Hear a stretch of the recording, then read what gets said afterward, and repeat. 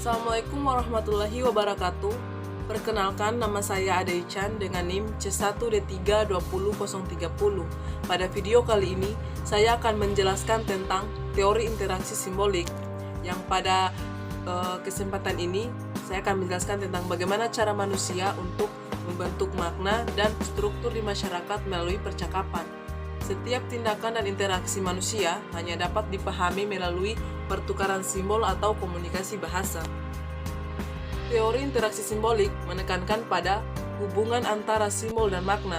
Pemikiran J.J. Mead mengenai pentingnya komunikasi bagi kehidupan dan interaksi sosial melalui makna yang diciptakan. Adanya kekaguman terhadap kemampuan manusia dalam menggunakan simbol sesuai dengan makna yang muncul dari situasi tertentu. Hal-hal yang penting dalam teori ini, yang pertama yaitu pentingnya makna bagi perilaku manusia. Yang kedua, konsep diri atau pentingnya konsep mengenai diri. Yang ketiga, interaksi atau hubungan antara individu dan masyarakat. Makna. Mengenai makna, individu akan bertindak sesuai dengan makna yang diberikan oleh orang lain padanya. Makna yang diberikan merupakan hasil dari interaksi manusia. Makna akan sama ketika orang-orang memiliki interpretasi yang sama mengenai simbol yang dipertukarkan dalam interaksi. Setiap individu akan berusaha membentuk makna yang sama melalui proses komunikasi. Konsep diri.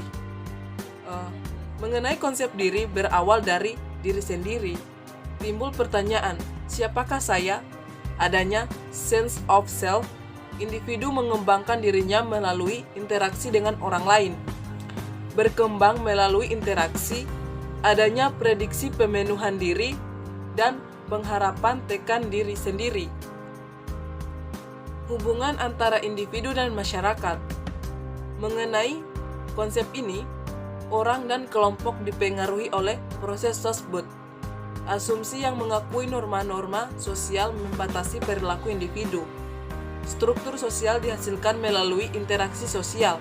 Asumsi yang dipertanyakan pandangan bahwa struktur sosial tidak berubah serta mengakui bahwa individu dapat memodifikasi situasi sosial.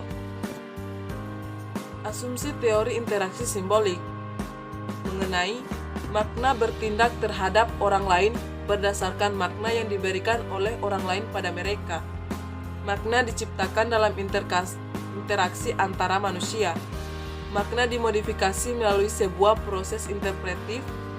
Individu-individu mengembangkan konsep diri melalui interaksi dengan orang lain. Konsep diri memberikan sebuah motif penting untuk berperilaku.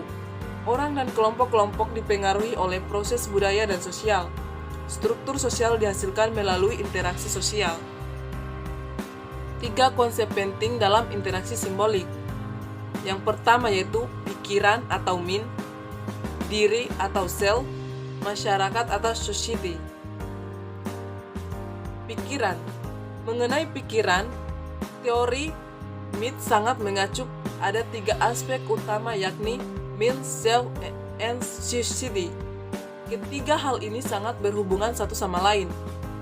Pikiran merupakan kemampuan menggunakan simbol-simbol baik secara verbal maupun nonverbal, di mana simbol-simbol ini memiliki makna yang sama. Ada 3 hal utama di dalam konsep pemikiran ini, yakni ada bahasa, pemikiran, dan pengambilan peran. Bahasa language salah satu sarana untuk melakukan suatu interaksi dengan orang lain. Bahasa ini dapat berupa simbol-simbol, baik verbal maupun nonverbal. Dengan bahasa, dapat terjadi suatu pertukaran makna atau simbol signifikan. Simbol signifikan merupakan simbol yang mempunyai makna yang sama bagi semua orang. Pemikiran. Mengenai pemikiran, yaitu percakapan di dalam diri seseorang atau Mead. Tanpa rangsangan sosial dan interaksi dengan orang lain, orang tidak mampu mengadakan pembicaraan dalam dirinya. Pengambilan peran atau role taking, kemampuan secara simbolik menempatkan dirinya sendiri dalam khayalan orang lain, disebut juga pengambilan perspektif. Kemudian diri atau self. Kemampuan untuk merefleksikan diri sendiri dari perspektif orang lain, cermin diri atau looking glass self, kemampuan kita untuk melihat diri kita sebagaimana diri kita dilihat oleh orang lain, atau pantulan penilaian atau reflexive appraisals, persepsi orang mengenai bagaimana orang lain melihat mereka. Kemudian efek Pygmalion, hidup di atas atau di bawah harapan orang lain mengenai kita. Melalui bahasa orang memiliki kemampuan menjadi subjek I dan objek me bagi dirinya sendiri. Kemudian masyarakat. Masyarakat atau myth, jejaring hubungan sosial yang diciptakan manusia dan dinamis. Dua bagian penting masyarakat yang mempengaruhi pikiran dan diri sendiri atau myth. Yang pertama, orang lain secara khusus atau particular others, individu-individu dalam masyarakat yang signifikan bagi kita. Yang kedua, orang lain secara umum, cara pandang dari sebuah kelompok sosial atau budaya sebagai satu keseluruhan.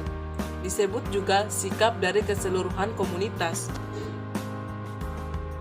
Sekian dari saya. Wassalamualaikum warahmatullahi wabarakatuh.